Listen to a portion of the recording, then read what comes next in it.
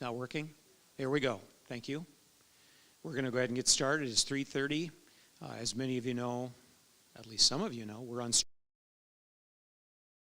schedule for that. We are going to be hearing shortly from Pastor Esther Knott. Hope most of you could have made her morning seminar. And this afternoon she is going to be talking about small groups for discipleship and reaching your community. A very practical application of your Christian life, I'm sure. I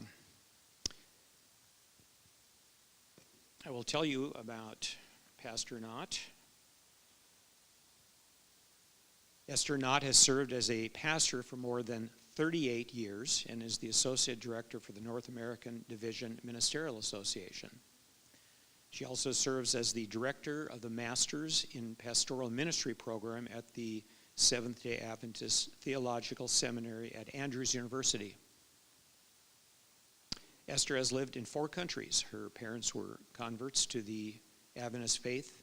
It was through their example that she learned to live intentionally as a contagious Adventist. I'm going to say that's the first time I've heard that turn of phrase, and we've heard her use it this morning as well.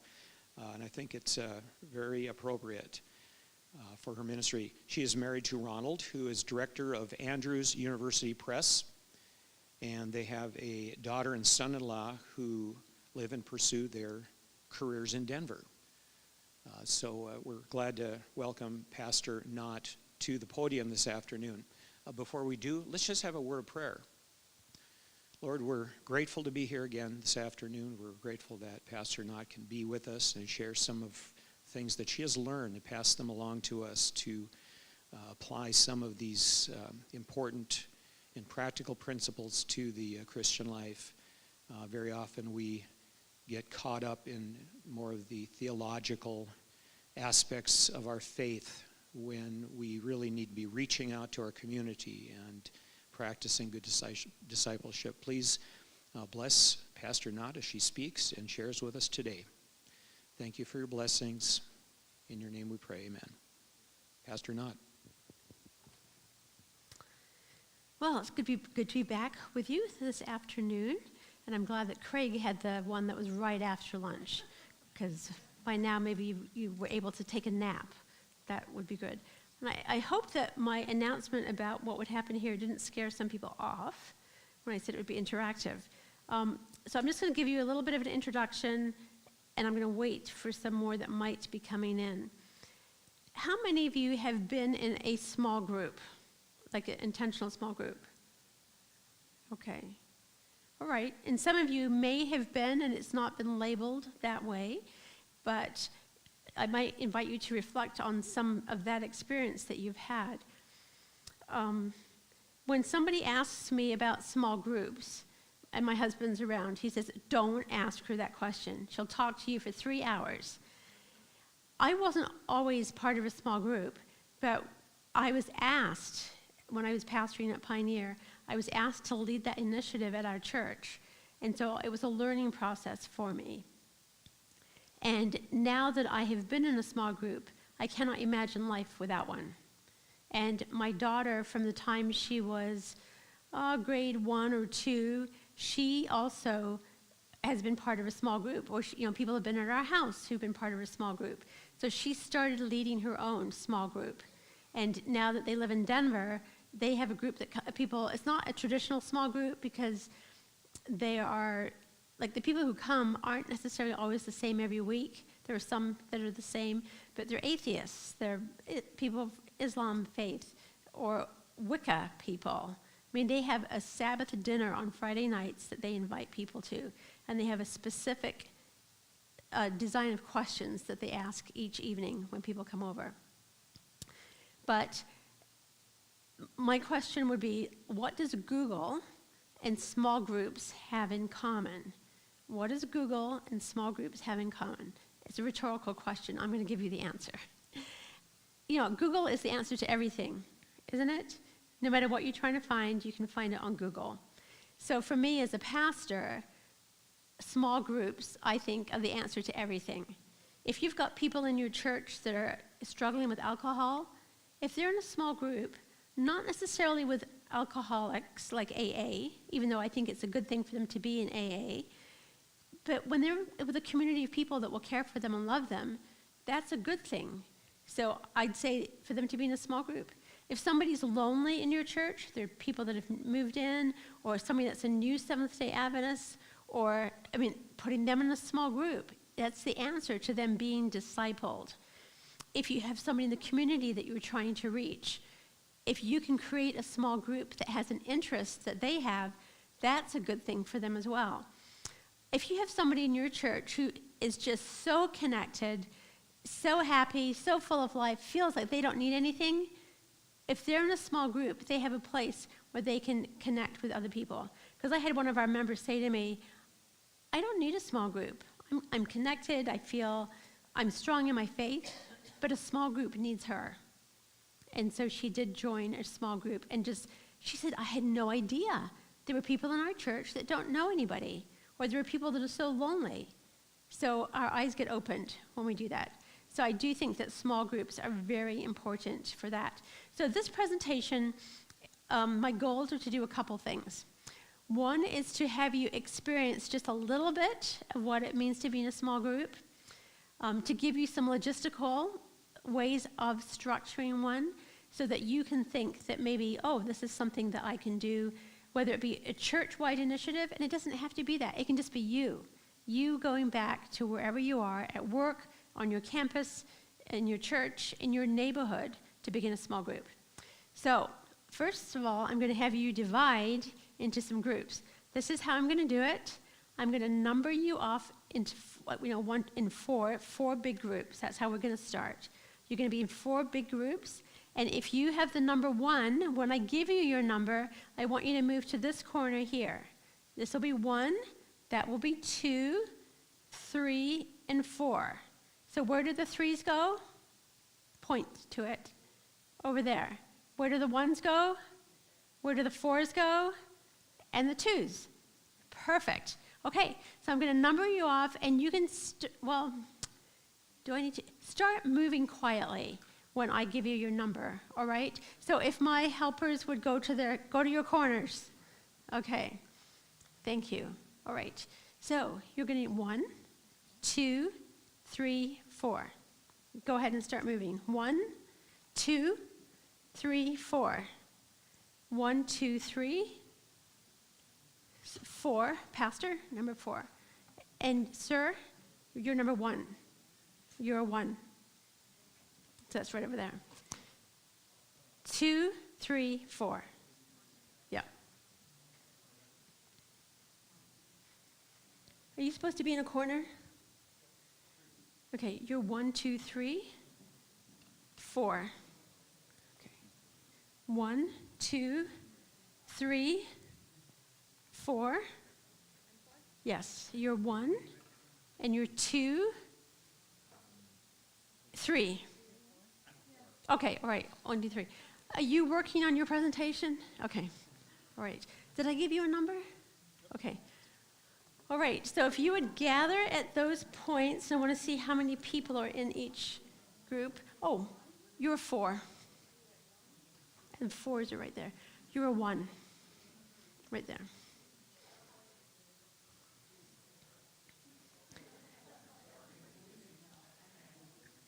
Whoops, I'm sorry. Yep.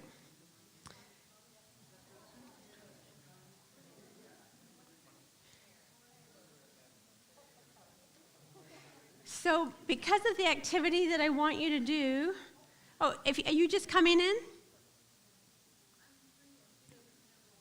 Oh, well, come join us here.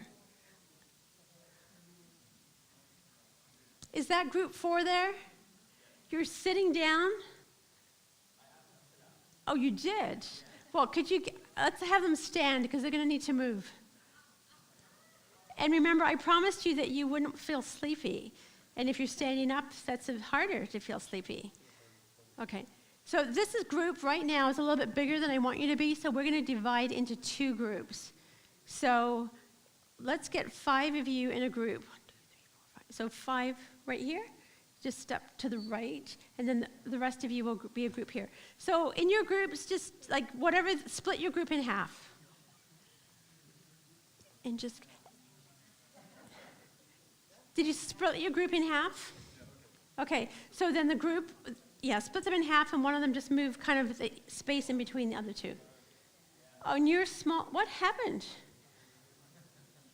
Okay, so you're good as a group just like that, or, okay, all right, good. So, like, move away a little bit so that it won't be too noisy with what we're going to do. Okay. There are just 3 there. How are we doing? Are we about equal? Okay. If anybody else comes in, just have them join. So, what I want you to discuss in your group is share 4 jobs that you have had. So, before you start talking to each other, I want you to think about 4 jobs that you have had. And if you're a pastor in here, I don't want you to say, I pastored in Dakota, and I pastored in Minnesota, and I pastored, just 4 different kinds of jobs you've had. That can include babysitting, okay? If you've got a stretch like that, you can do that. So I just want you to share with your group 4 jobs that you've had. And so I'm going to model to you what I want you to do. So when I was in high school, I worked at a school store. I also worked in housekeeping at a hospital. When I was in college, I was a resident hall advisor in the dorm, and I also worked in a bindery. That's simply how you have to do it, okay? So I'm going to give you, each should take no more than a minute to do it. Maybe one of you should join this group here. Could I have one of you volunteer to join this group?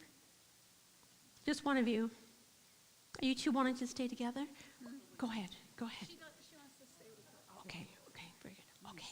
You can turn my mic off until I tell you I need it, things. Okay. All right, so what if 4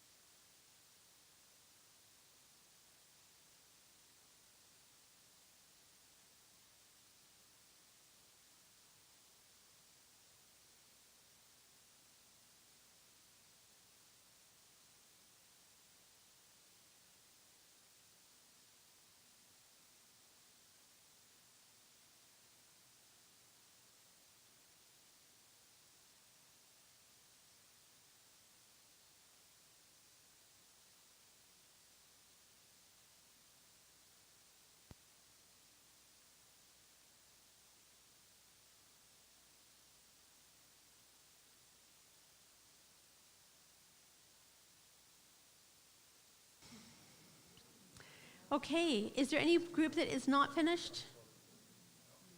Okay. All right, typically we would do some more of the presentation first, and then you'd have another question. But I'm going to do the other question now since you are together. If you would list 4 places that you have lived, list 4 places that you've lived. You can simply say a state, or if you've only been in one state, you might want to say a different town that's there. But list 4 places that you have lived. Okay.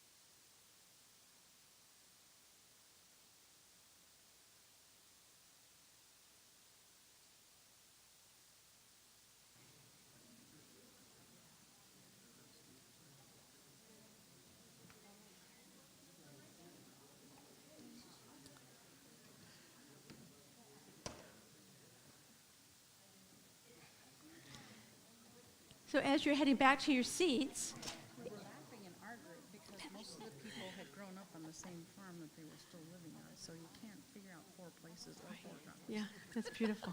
Yeah. So as you're going back to your seats, I want you to reflect on what you just experienced, and what is your name? Darla. Darla, come up here. Yeah, isn't that lovely? Yeah.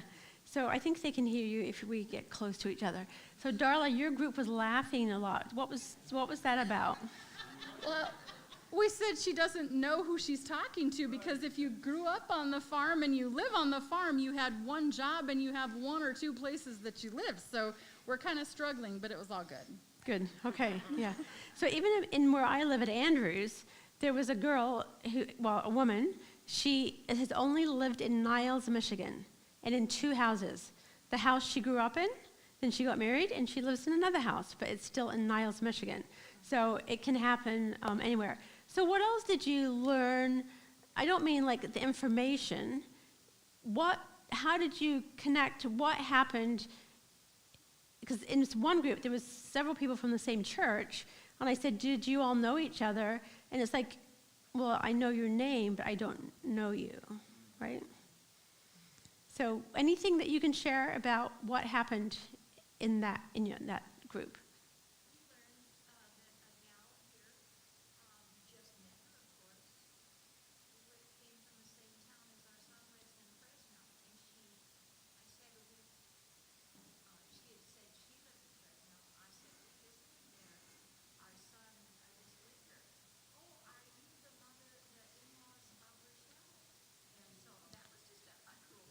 Sure. So for those of you that can't, if we have a handheld mic that we can use, this would be great. But so this couple met in their groups somebody who is from the same town where their son was, where he lives now, and when they got to talking, it's like they had heard reference to his parents. It's this very small Adventist world. Yeah. Okay. Anybody else? And that's on. Now we have a mic. So this gentleman right here. Thank you. The mic's coming to you. Well, we were a group of all men, and so did learn that most of us started our work life in our high school age, and some before that even. But we had a common.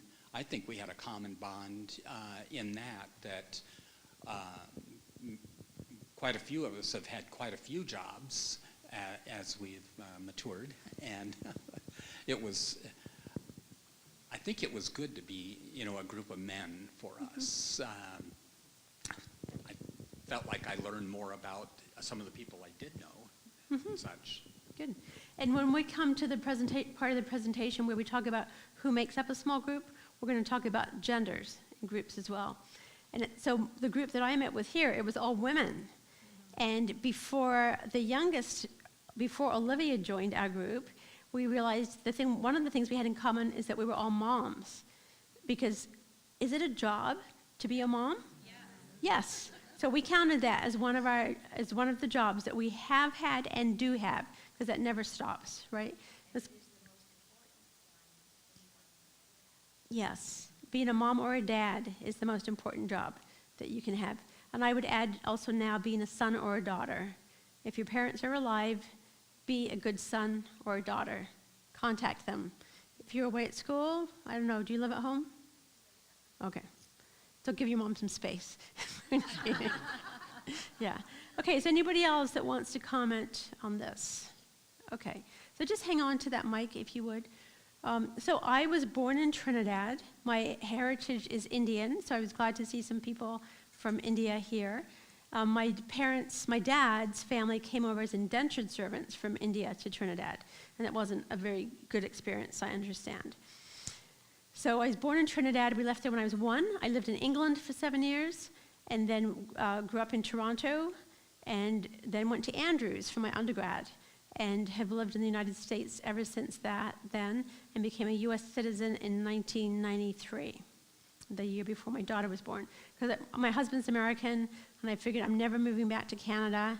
I was paying my taxes. I wanted to be able to vote. And so that's one reason that I became a U.S. citizen.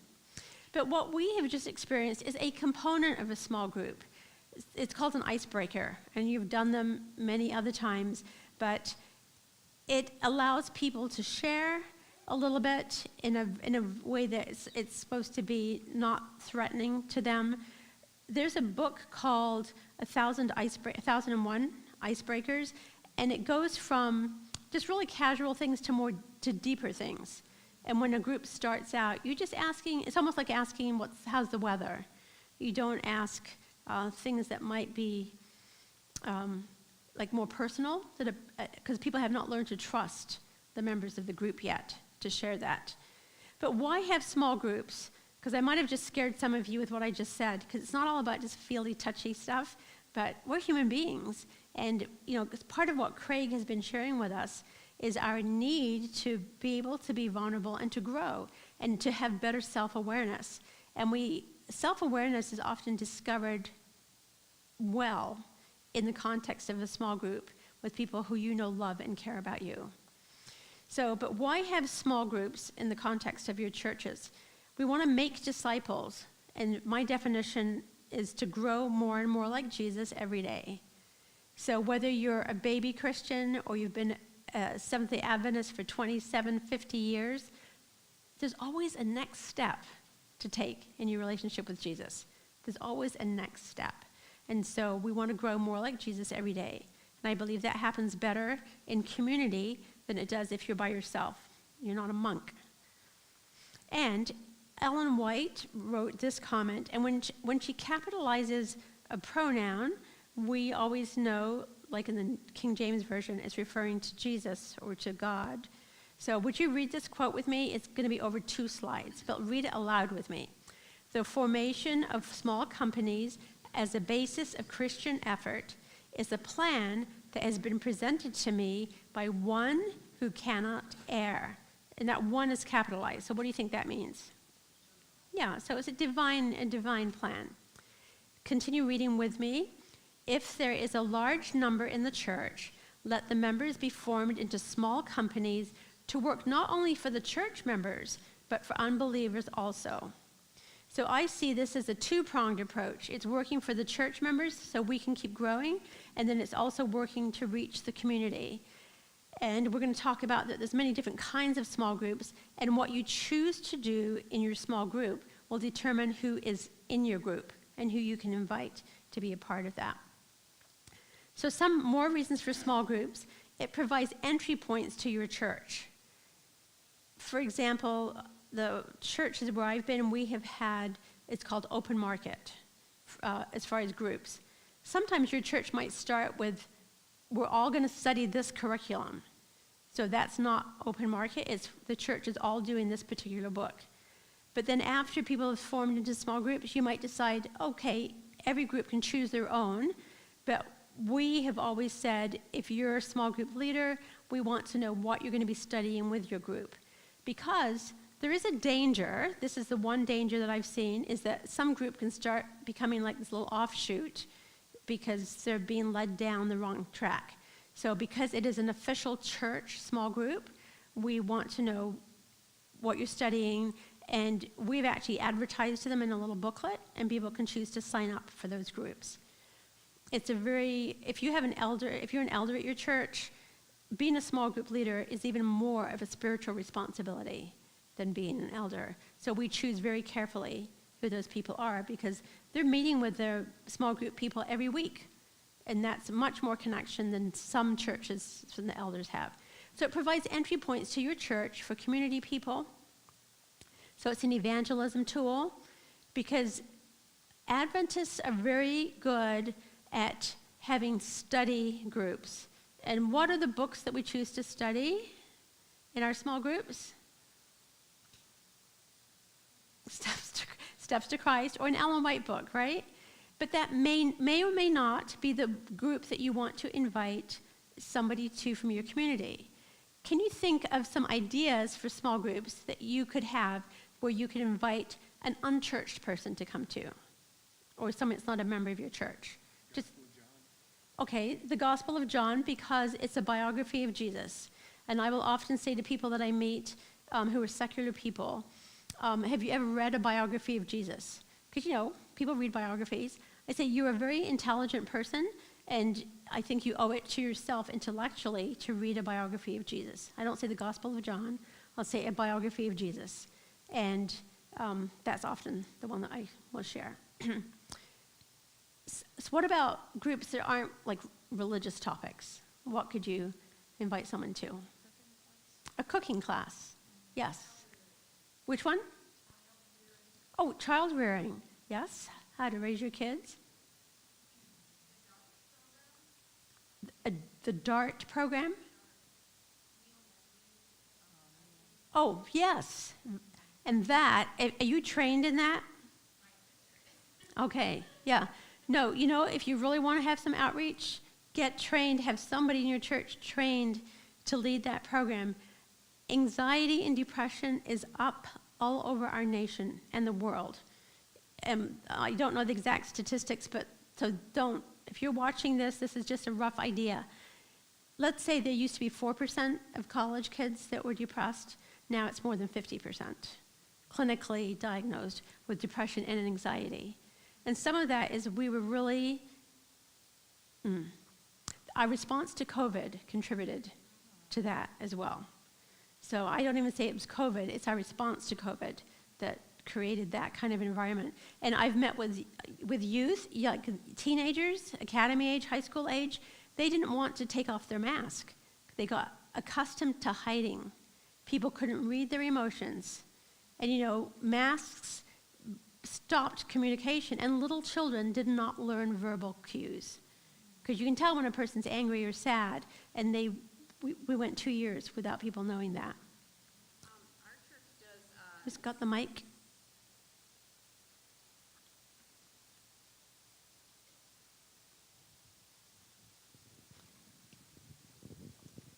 Thanks. Our church does a walking group.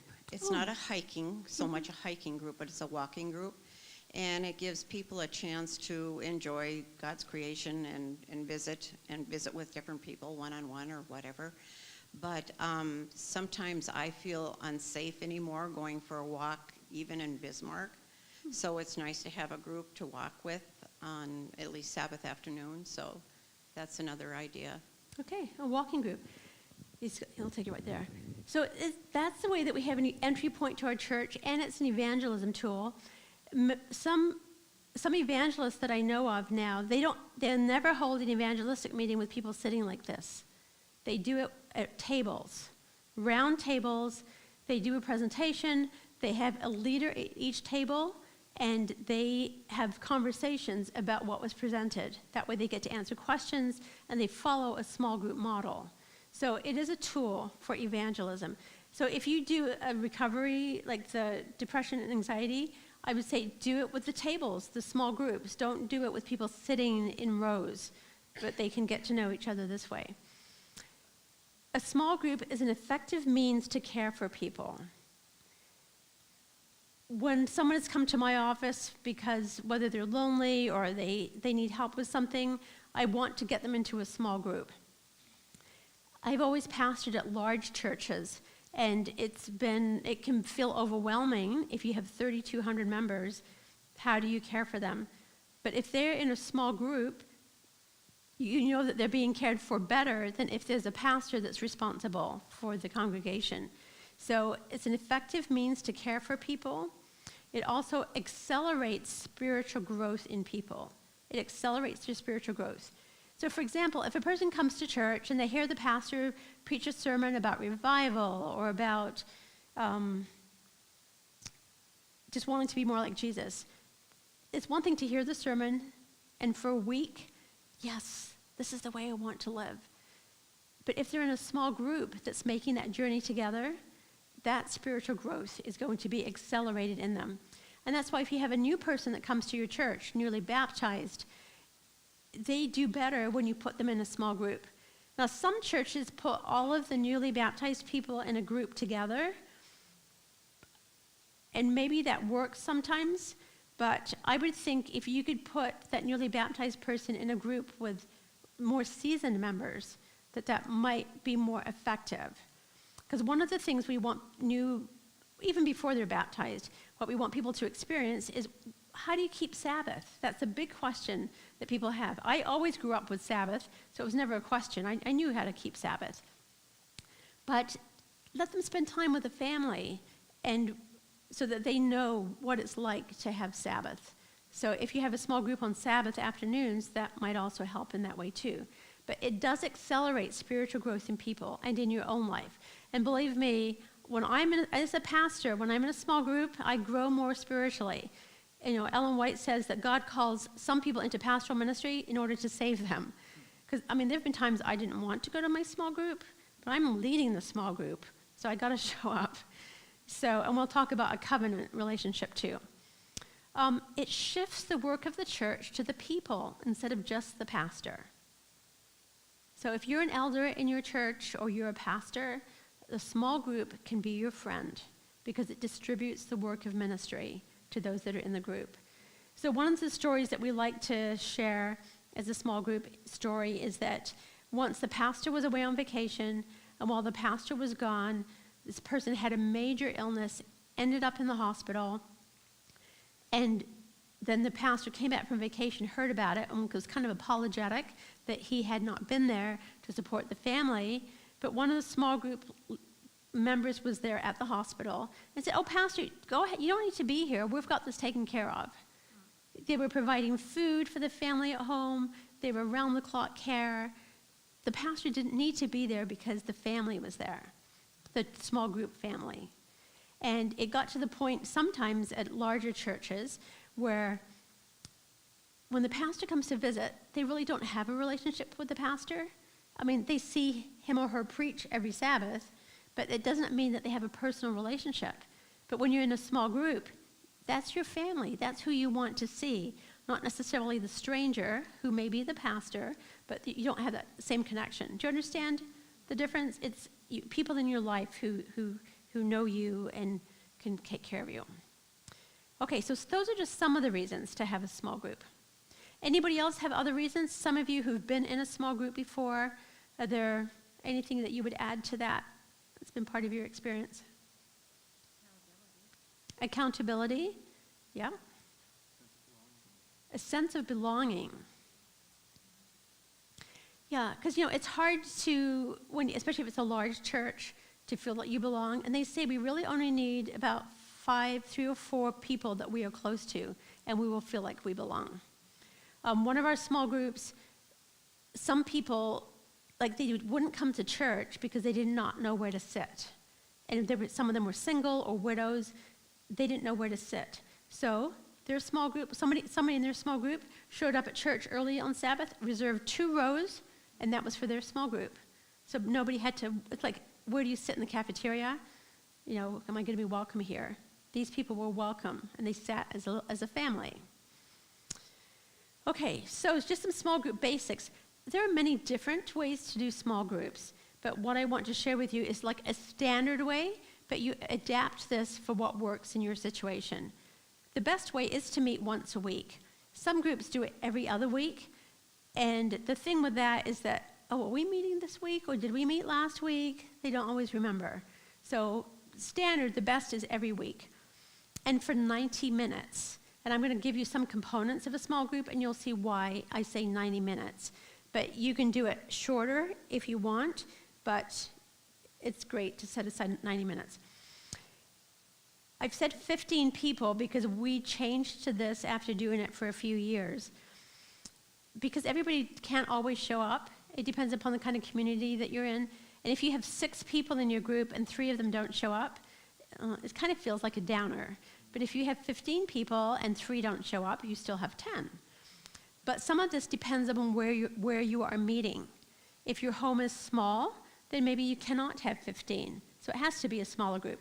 So don't feel like you're doing something right or wrong based on this information. I'm just outlining a basic strategy for it. Okay, gender. There is a place to have a mixed group. Sometimes there's couples that meet together. There's also a place for men to meet separately, women to meet separately. And the literature suggests that if it's high school kids or middle school, that you divide them by gender also, because stereotypically, the guys tend to just be showing off. They're trying to get the girls' attention, and they're not getting deep into whatever it is that they're studying. And you know, the age group where people are trying to impress each other. So the literature suggests that you have separate genders in that. When kids are little, they're not so much. Girls are like cooties and stuff, so it doesn't matter. They can be in the same group. But some of the groups that I've had where we had the mixed genders, when it was time for prayer, we separated because you're freer to talk about some things with just a group of men, and the women feel more comfortable too, talking about things about their prayer requests when it's just the women together. So just keep that in mind. Again, there's no right or wrong way, and some of it depends on the curriculum.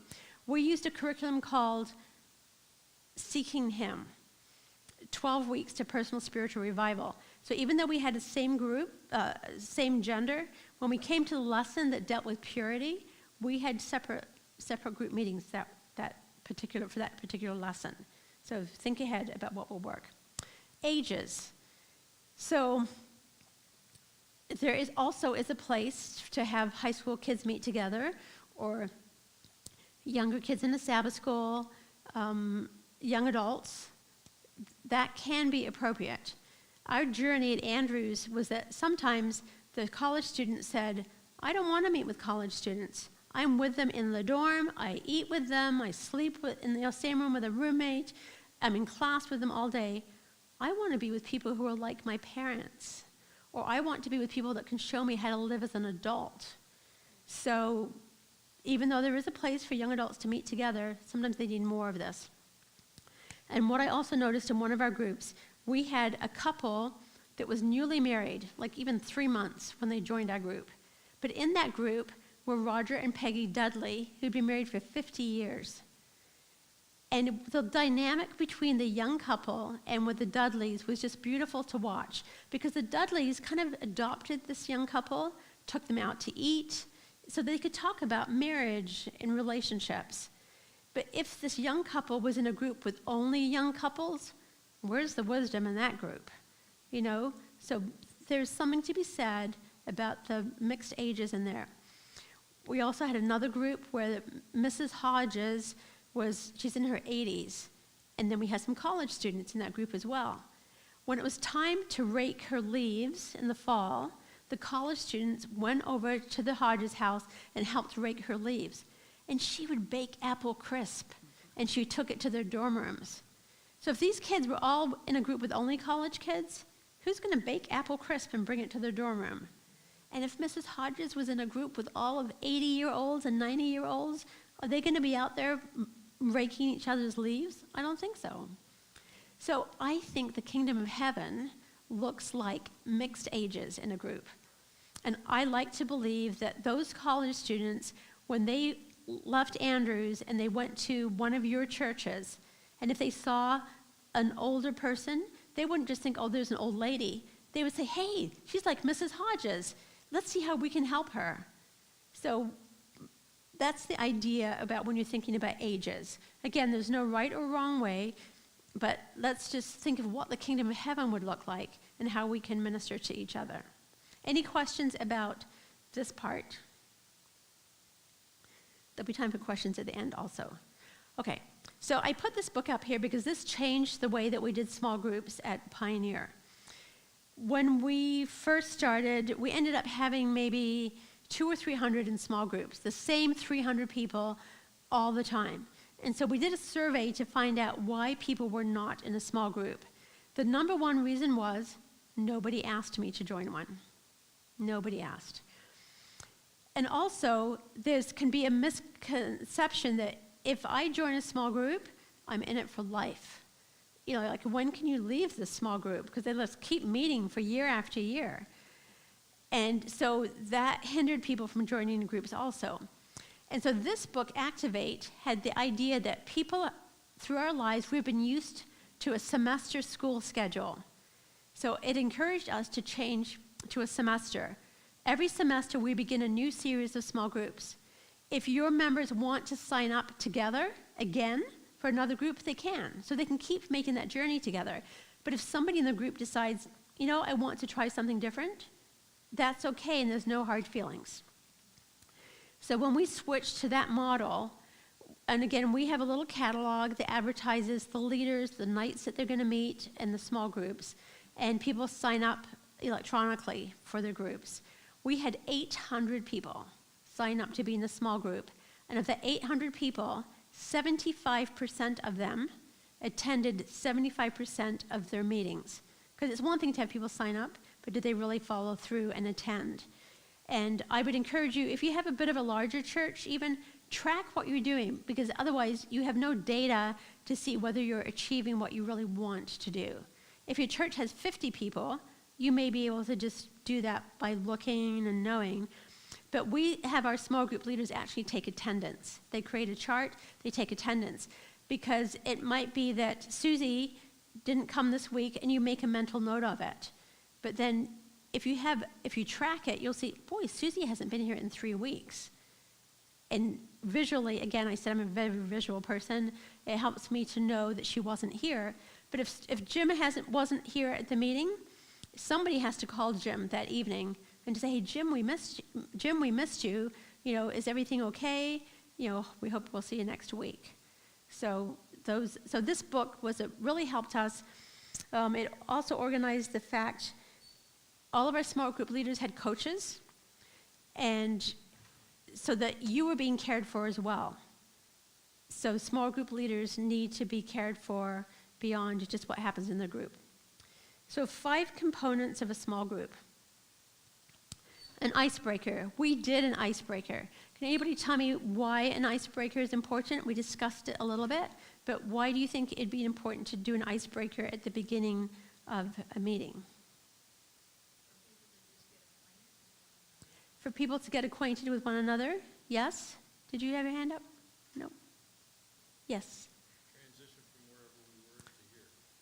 Transition from wherever, like you're coming in from work, or you got a babysitter for the kids. It's a transition. And yes, Jen, get people talking. Yes. So once people have spoken once in a group, it's easier for them to talk again.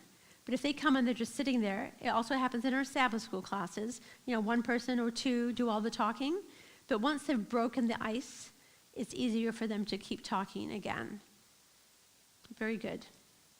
Okay, so there are places that you can go. If you just Google is the answer to everything. If you Google icebreakers, it will come up with some suggestions for you.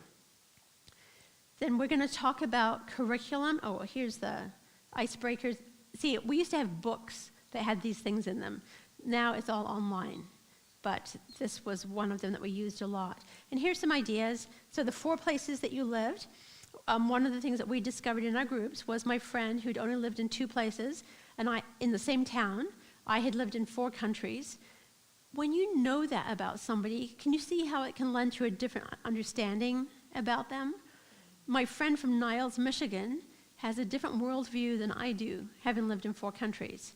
She has a stability that I didn't have growing up. So it's not that one is right or wrong. It's just that we have had a different experience. And understanding that about each other builds better communication, better self-awareness, better emotional intelligence, as Craig has been talking about with us. So we say, describe your week by choosing an animal and why that animal. See, if I just say to you, how are you? What would you say? Fine. Yeah, that's how we respond. Because do we really want to know? When I say, how are you, do I really want to know how you are? Not really. I mean, it's just kind of what we do. It's our greeting. So sometimes I'll say to somebody when they say fine, I'll say, so really, how are you doing? Then they'll know I really want to know. Otherwise, it's just chit-chat, which is okay. Like, if we never talked about the weather, for some of us, we would never have a conversation with other people.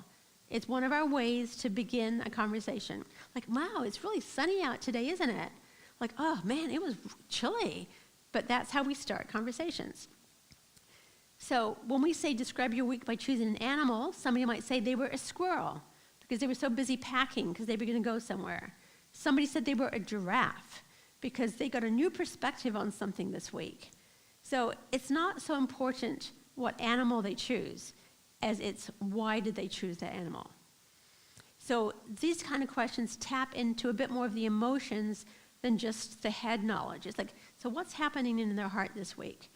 So when you ask, so what, choose a color to describe your week, it was very interesting in our group. 2 people chose the color blue, and one person said blue. Because, man, their week had just been, like, blue, blue, my world is blue. Those of you who are older remember that song. But then somebody else said blue, because the sky was great, and, that was their week was just fantastic, like blue skies. And that's another song, right? Blue skies. Yeah. So the why is important, and that gets people to talk. But, people can be as vulnerable as they want or as they don't want with you. So again, it's a safe question because they're able to answer that. And then we did this was a fun one because we were studying the book of Acts. There's a table of nations in there where people had come to Jerusalem to celebrate, and it talked about all the different places they were from. So we made a list of all the countries we had ever been. So we had Conrad Vine in our group, and he works for Adventist Frontier Missions. So I don't think there's a country that wasn't listed in our group. But it's kind of fun to see how God has used us on mission trips, or just like for me, it was my parents always looking for something better for their kids, wanted us to go to an Adventist school. So that's part of why they moved so much.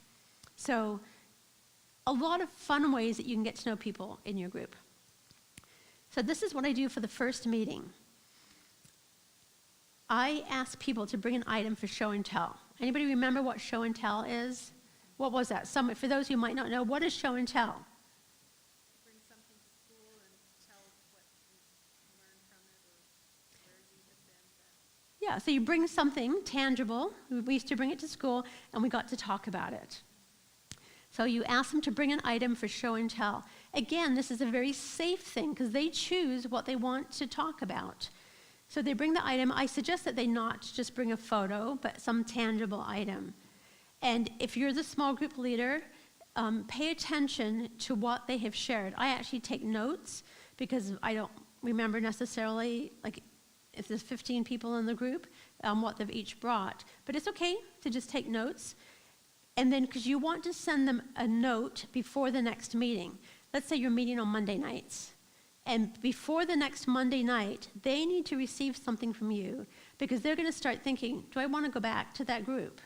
But when they receive a note from you, and these days it can be a text message. It used to be when we started this, it was actually a handwritten note that showed up in the mail. So we had to plan ahead. So Lauren was in our group, and he brought a pen. Lauren is a physician.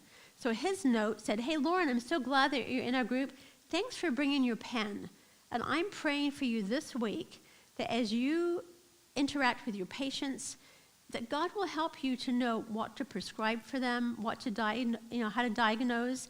And I'm just looking forward to the healing that you will bring to our group through your walk with Jesus. Alice had brought a lighthouse. And so my note to her was, Alice, thanks for bringing the lighthouse. And I know that in our group, you will be a light to us and help us to be a light in our community. Somebody else brought a medal. She had participated in a marathon in Hawaii. And so just talked about together that we'd be running the race and her perseverance in preparing for that she would apply the same thing to running the spiritual journey together. So it's the idea that, when you remember somebody when they're not in your presence and you let them know, you get a lot of points for that. And so this is kind of what we do, one of the things we do on the opening night. And then also, if you have the curriculum, that might be they pick up the curriculum that night as well. And you talk about it. We give them a list of the dates of our meetings so they can have that and put that in their calendar. Most of the groups that I have belonged to, we also serve food. So that means we start at 5:30, we eat from 5:30 to 6, and then we have our meeting from 6 to 7:30. We do it at 5:30 because people can come just as they're getting off of work. If I have to go home first, especially in the wintertime, I'm not leaving my house. It's dark. I'm not coming out. But if I can go to your house and have supper, hey, that's another incentive to be there. And we have people sign up, and it's a simple supper. We just have soup and salad. So somebody signs up for soup, somebody signs up for salad. No dessert, no drink except for water, just soup and salad. So that means that sometimes we're going there and we haven't provided anything. So it's kind of nice to show up and you get to eat and you haven't had to bring anything. So it is a nice way to do it. But the thing we have to guard against, if you do serve a meal, people will linger around the table. You might start the icebreaker there, or you might consider that that is the icebreaker. So just make those adjustments. But you got to have somebody who's the whip to move them. Also, if you're meeting, like in my home, it's good to have somebody else be the leader of the group, or I say the bouncer. Because people can also linger at your house a very long time, and if there's somebody other than the owner of the home that can say, hey folks, they got to get to work tomorrow morning, let's go, we can talk in the parking lot or call on the phone or something. So one of the things that we do at our meeting, it could be the first night or it could be just another Friday night that you might get together as another meeting. If you Google the one another's of Scripture or the one another's, you will have like 30-some texts that come up where Scripture says, serve one another, bear one another's burdens. There's a whole bunch of them. And I divide the group up and we talk about what would it look like if we actually did these things. So if you were a group, you would have 4 of them to talk about. If you were a group, you'd have another 4 to talk about. You would have another 4, you would have another 4. And you write down what would it look like if we lived this out in our group. And then we discuss that together. Because you see, I can be overwhelmed if I look at those texts and think I have to do that for all of you. God does not ask me to do that for all of you. But if I'm in a small group, that's something I can do for you 6, for you 10. I can be engaged in that, but I cannot do it for 3,000 people. So it's a great reliever in ministry too. One of the curriculums that we used was called spiritual bodybuilding. No curriculum will be perfect. You will not find any curriculum to be perfect for you unless you write it yourself. But the reason I liked this one is by Kim Johnson. It's a man. He had been a pastor for 10 years, got burned out because he was trying to do everything himself. But I like this book because it has a built-in icebreaker. You don't even have to go think about it. It's got it. It's got a curriculum to study, and it also has something at the end that's called Love in Action, something for the group members to do during the week. Simple things, like it could be saying hello to 3 people every day. For me, that's not a problem, but for some people, it is. They can't say hello. I remember my dad saying to me, Esther, you can never lead someone to Jesus if you cannot open your mouth and say hello to them.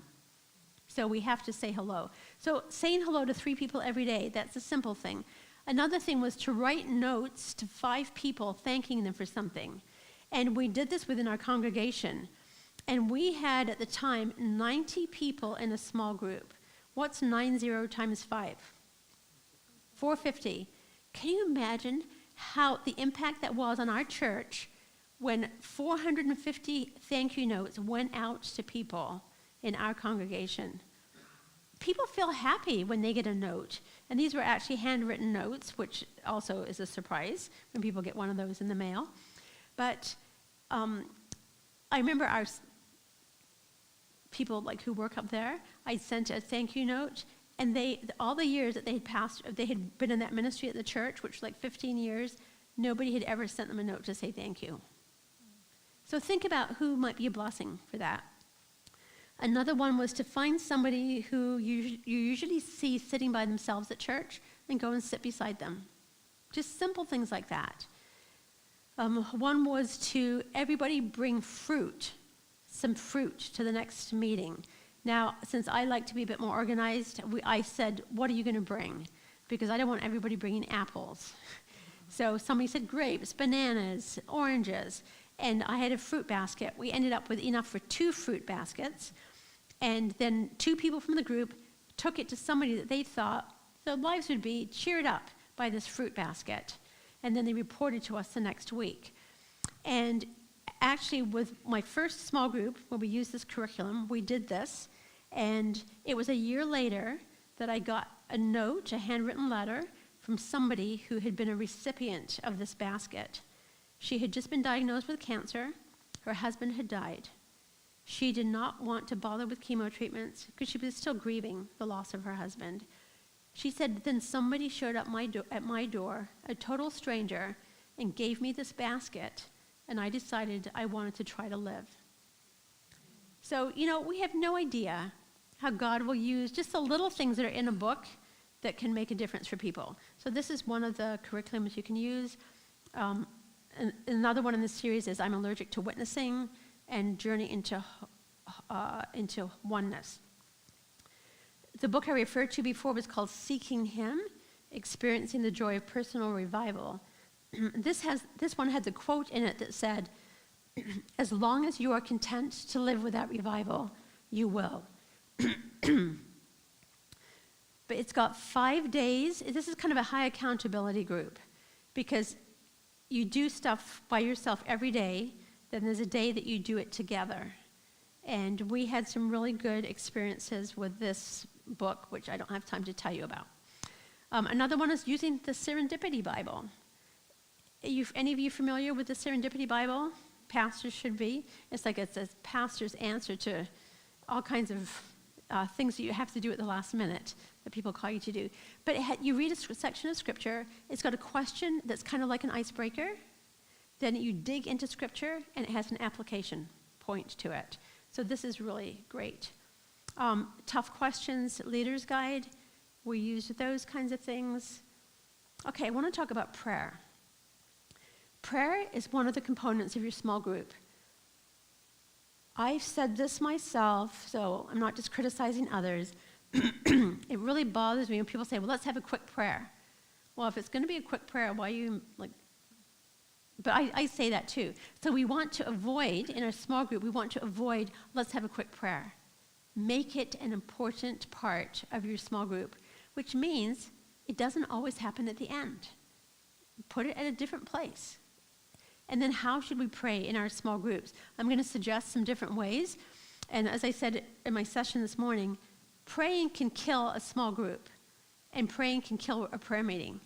Because we've all experienced people who pray long, and sometimes it's repetitive phrases, or they're praying really quick, these little cliches. And sometimes, I'll step on people's toes if I say too much. So let's just talk about some good options for you to do it. Popcorn praying. Has anybody done this, or anybody can know what popcorn praying is? Do you want to say it loudly, or is the mic nearby? Yeah, what's popcorn praying? We use this in our classrooms quite a bit, whereas all you need to say is just a quick word or phrase. If you're doing pray for people, all you have is different people all over the room. Like, who would you pray for? And who would you pray for? And it's just a quick popcorn all over the room, bounce, bounce, bounce, so that it's fast. And so they could just they say the person's name or the thing that they're praying for. Good. Yeah. I've never done it with the names. I like that. Yep. Okay. Yeah, so it's not you're going around the circle and praying. It's just you're jumping in whenever, which sometimes two people, like two kernels in the popper, you might jump in together, and you can try to wait, and that creates a little dance too, because you're not sure who's going to go. But just popcorn praying, then a lot of people get to participate in that. Journaling is also a way that people can pray in the group. Just have them write down their prayers. And sometimes at the end of a group, I've had them write their prayer, and they seal it. I never see it, but then I mail it to them. It's their commitment that they're making as a prayer to God, and I will mail it to them a month later. They can check up on these are the commitments they made. How are they doing with those commitments? Then the 5-finger prayer is, if you imagine that the thumb is for a worker, somebody that works for God, just a worker. The index finger is one that's a leader, and I won't show you the other one. It's that you pray for an enemy, the middle finger, and the ring finger is somebody that you love, and the little finger is somebody who is considered the least of these. when we have time in the groups, this is my best way that I like to do it, is that the leader would say, we're now all going to pray for a worker. And then everybody in the group does a sentence or two for the worker. And then we transition to praying for a leader. And everybody chooses a leader that they're going to pray for. And an enemy isn't, like, you're not somebody who you have a personal enemy, like, deal with that separately. But I remember I prayed for Madonna because I think she's an enemy of the kingdom of God. And what would happen if Madonna gave her heart to Jesus? You know, she might wear a cross, but I don't think she has a saving relationship with Jesus. I know that's a judgment, but you know people by the fruits of what they do. But that's the kind of enemy that we can pray for. I used to pray that Saddam Hussein would have a heart attack because I didn't want anybody to assassinate him. I wanted God to strike him dead, you know. And then, of course, then we transition to someone that you love, and then someone who's considered the least of these. So, but if you don't have time, I would ask you to pray. I would ask for a volunteer. Who'll pray for a worker? Who'll pray for a leader? Who'll pray for an enemy? Someone that you love, and the least of these. But I just love it when we have time for everybody to do it. Otherwise, just one at a time. The 4-part prayer is adoration, confession, thanksgiving, and supplication. Like, you know, when you've been asked to pray at church for the pastoral prayer, they suggest you do acts: adoration, confession, thanksgiving, and supplication. That's what we typically try to include in a prayer. Touch and agree. This is where, again, there's no agenda, but if I say, God, I'm praying for my sister Ellen, that her pacemaker will work properly, you don't then just jump in and say, and God, we're praying that there won't be rain on the picnic on Sunday. Because that sounds, if it was a real conversation, it's like, I just talked about my sister with her pacemaker being a problem, and you've just jumped into another conversation. We wouldn't, hopefully, emotional intelligence would have us not do that. So if I've prayed for my sister Ellen, Jana, you might join in and say, God, I join Esther in that prayer. I know that she, for years, didn't have a strong relationship with her sister because of her spiritual journey. And so I know how important this is for her. And then somebody else might want to join in. Yeah, and I have a sister too. I know how important that is. So it's a conversation, and it's touching and agreeing. And then when there's a pause, don't be afraid of silence. Somebody else will bring up another topic, and we will join that person in praying for that as well. Does that make sense? So it's not just going, we're in a conversation with God's presence. So sometimes when we're with a group and we're sharing prayer requests before the prayer time, it's like we spend all our time on the prayer requests. We're not really praying. So if I am the leader or in the group, I'll say, hey, when we're sharing our prayer requests, can we do that like it's part of our prayer? So we're doing it in the context that Jesus is part of the circle, and we are having a conversation with him about those things. And so I find it better to bring up your prayer request while you're praying. And that's part of what this is like. A prayer walk, when I worked at an academy, our students just loved this. We'd go to the back 40, and we would walk, we'd be talking to God, and they'd say, hey, God, I'm so glad that you made that. Why did you call it that? Or why does this have thorns on it? We would just have this conversation with God as we walked together. Encounter praying, we did a lot of this in Michigan Conference when I was pastoring there. We would just simply set aside 45 minutes. We knew it was going to be 45 minutes, and we just entered into God's presence. Somebody would you could assume an attitude of prayer. You could kneel if you wanted to, or you could be sitting or standing. But somebody might start a hymn or some chorus. Somebody would read scripture. Somebody would pray for something. It was just an encounter with God. And those are some of the most beautiful times that we had as a group, was doing this. So experiment.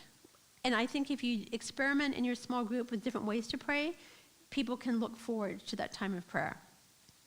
Another thing that we would do is that everybody would write their prayer request on a card. We'd put the cards in the middle, and people would take one, and they would be praying for that week. And the card would actually have your contact information, an email or a phone number, and I would let you know during the week that I am praying for you. Again, people love being thought of when they're not in your presence. So we'd pray for each other. So sometimes we've had a covenant in our groups. Covenant comes from the word fetter. That means something that binds you. We willingly agree to be bound in a moment of strength so that in a moment of weakness we cannot be unbound. What that means is, hey, our group is starting. We're all excited. Yes, I'm going to be here every week. But then you come home from work, you're tired. I'm going to skip this week. You signed a covenant with that group that you were going to show up. And that's what binds you. Because in a moment of strength, you agreed. So that in a moment of weakness, when you're tired, you can't just walk away. So this we have done. We also suggest that you have a social activity that you do together, especially if you're a study group. Do something fun. Have a game night. Sponsor a game night at your church. Do a social activity. And then do a service project together, some type of outreach. And that service project will depend on who's in your group. Once we spent an evening helping to digitize library books from the paper card to another format because there was a librarian in our group. We had a veterinarian in our group, and she had a spade and neuter clinic. We weren't going to be doing the surgery on the animals, but we could give snacks to people as they were waiting in line and help with registrations. So the whole idea is you don't become a clique. You do not become a clique, but it's out of the abundance that you have in your small group that you then have more that you can share with other people. So, yeah. Any questions that you might have? There's so much more that I could tell you about small groups, like people who talk too much, how to handle them. You can have a talking stick. You only get to talk if you have that stick in your hand. Or you say, I want to hear from somebody who hasn't spoken yet on this next question. Or everybody comes in and they get 5 marbles. And once they've spent all their marbles, they don't get to talk again. And people tend to sit in the same place. So you as a leader sit in a different place. Because, when you're sitting in a circle, you tend to be looking at the same person. But if you sit and you don't look as much to the people on your left or your right. So sit in a different place. People also tend to sit beside same people. So I find different ways to pair them up when they come in the room. I have a basket, they take something out, then they have to find the person who has the matching piece to what they have. It can be all kinds of things. But it's just a way to build community and to grow, be discipled, and have other people feel welcome. By the way, we had a motorcycle group that had a lot of non-Adventists in it, but they would ride somewhere, and they knew that when they joined the group, they knew it was a Christian group. So when they would get to their destination, there was a little devotional thought that we had for them.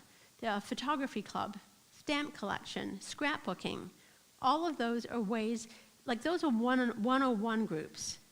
The goal is to move them into a more steady relationship with Jesus.